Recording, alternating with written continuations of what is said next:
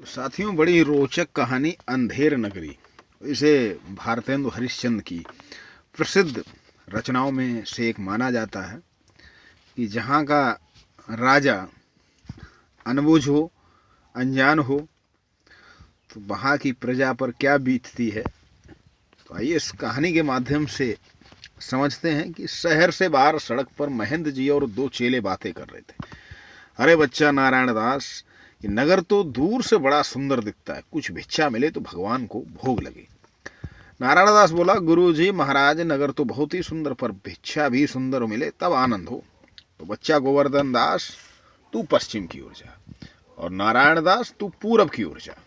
गोवर्धन दास जाता है, कुंजड़न से पूछता है जो सब्जी बेचती है कि भाजी क्या भाव। तो कुंजड़न कहती, बाबा जी टके सिर। सब भाजी टके सिर? वाह वाह, बड़ा आनंद है यहाँ, सभी भाजी सभी चीजें टके सिर। हलवाई के पास जाकर, क्यों भाई हलवाई मिठाई क्या भाव? टके सिर। वाह वाह, बड़ा आनंद है, सब टके सिर। क्यों बच्चा, इस नगरी का नाम क्या है? हलवाई, अंधेर नगरी।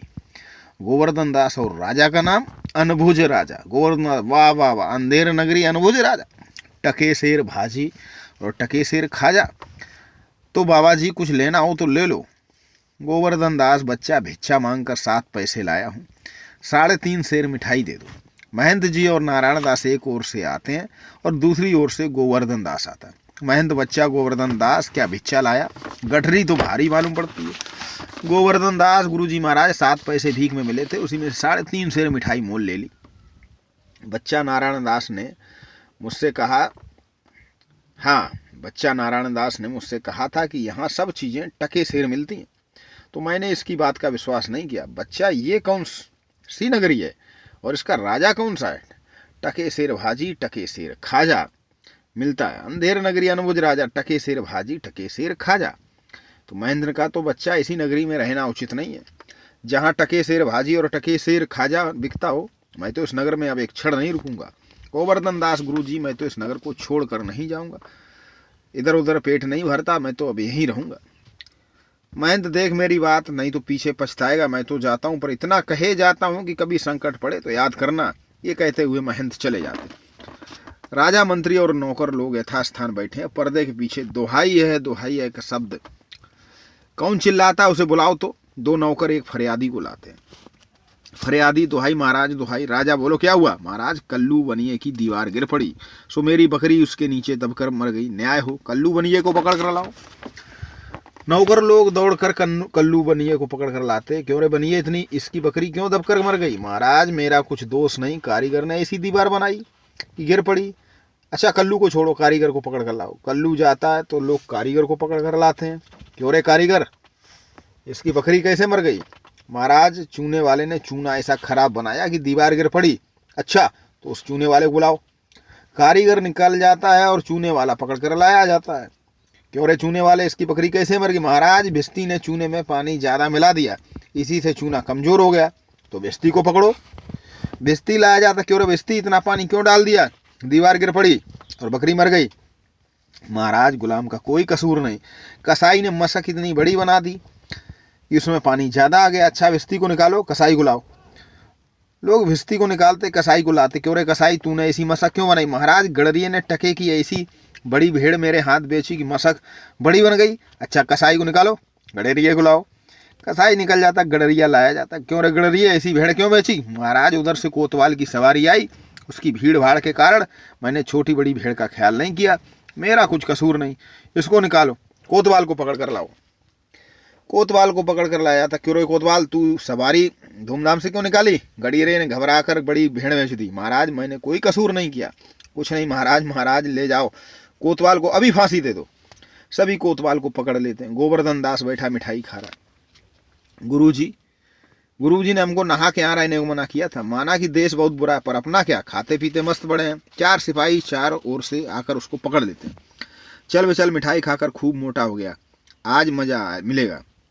गोवर्धन दास घबरा कर, ये आफत कहाँ से है? अरे भाई, मैंने तुम्हारा क्या बिगाड़ा है जो मुझे पकड़ते हो? बात यह कि कल कोतवाल को फांसी का हुक्म हुआ था। जब उसे फांसी देने को ले गए तो फांसी का फंदा बड़ा निकला, क्योंकि कोतवाल साफ दुबले पतले हैं। हम लोगों ने महाराज से अर्ज की, इस पर हुक्म हुआ कि किसी मोटे आदमी को फांसी दे दो। क्योंकि बकरी मरने के अपराध में किसी ना किसी को तो सजा होना जरूरी है, नहीं तो न्याय ना होगा।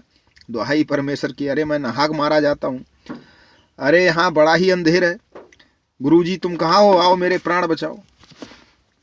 अब देखिए कोतवाल दुबला पतला था तो मोटे आदमी को फांसी दी जानी थी। गोवर्धन दास चिल्लाता है, सिपाही उसे पकड़ कर ले आते हैं। सिपाही, हाय बाप रे, मुझे बेकसूर ही फांसी देते हो। सिपाही, अरे वे चुप रहे, राजा का हुक्म भला कहीं टल सकता है। गोवर्धन दास, हाय मैंने गुरुजी का कहना न माना, इसी का ये फल है। गुरुजी कहा, बचाओ गुरुजी गुरुजी। अरे बच्चा गोवर्धन दास, तेरी ये कैसी दशा। हाथ जोड़कर, गुरुजी दीवार के नीचे बकरी दब गई जिसके लिए मुझे फांसी दी जा रही है, गुरुजी बचाओ। कोई चिंता नहीं, भौं चढ़ाकर सिपाहियों से, सुनो मुझे शिष्य को अंतिम उपदेश देने दो। महंत ने कहा। सिपाही उसे थोड़ी देर के लिए छोड़ देते हैं। गुरुजी चेले को समझाते हैं, तब तो गुरुजी हम अभी फांसी चढ़ेंगे। महंत, नहीं बच्चा, हम बूढ़े हो गए, हमको चढ़ने दो। इस प्रकार दोनों हुज्जत करते हैं। सिपाही लोग परस्पर चकित रह जाते हैं। राजा मंत्री और कोतवाल आते हैं। वाह क्या गोलमाल है महाराज, चेला कहता मैं फांसी चढ़ूंगा, गुरु कहता मैं चढ़ूंगा, कुछ मालूम नहीं पड़ता क्या बात है। राजा कहता है गुरु से, बाबा जी बोलो अब फांसी क्यों चढ़ते हो। तो महंत बोला, राजा इस समय ऐसी शुभ घड़ी है कि जो मरेगा सीधा स्वर्ग जाएगा। मंत्री, तब तो हम ही फांसी चढ़ेंगे। गोवर्धन दास, नहीं, हमको हुक्म है। कोतवाल, हम लटकेंगे, हमारे साहब से तो दीवार गिरी है सबब से। महाराज चुप रहो सब लोग, राजा के जीते जी और कौन स्वर्ग जा सकता, फांसी चढ़ाओ जल्दी करो। और राजा को लोग फांसी पर लटका देते हैं और पर्दा गिरता है। भारतेंदु हरिश्चंद्र, अंधेर नगरी, अनबुझ राजा, चके शेर भाजियो चके शेर खाजा। इस कहानी के माध्यम से हम समझ सकते हैं कि जब राजा समझदार ना हो तो कुछ भी हो सकता है। साथियों, ये बचपन की कहानी है आप लोगों के बीच शेयर की, और निश्चित ही आपने पहले भी पढ़ी होगी और दोबारा सुनकर काफ़ी अच्छा लगा होगा। फिर मिलेंगे किसी नई कहानी के साथ, तब तक के लिए नमस्कार।